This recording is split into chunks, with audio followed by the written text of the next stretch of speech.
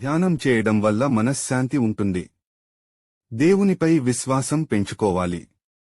పుణ్యకార్యాలు చేస్తూ చక్కటి జీవితం గడపండి. ఇతరులకు సేవ చేయడమే సాక్షాత్ దేవభక్తి. అపరాధాలు తప్పించుకోండి.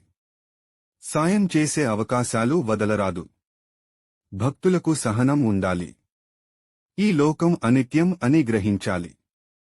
జ్ఞానం పెంచుకుని దైవాన్ని చేరాలి. శరీరాన్ని దేవాలయంగా భావించండి.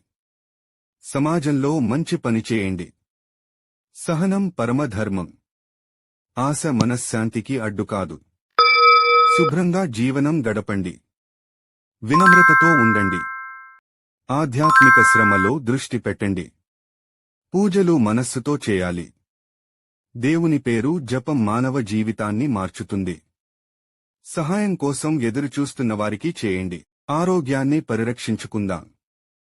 సాయిబాబా ఆశీస్సులతో సమస్యలు తొలగిపోతాయి. సహకారమే సహజ ప్రయాణం.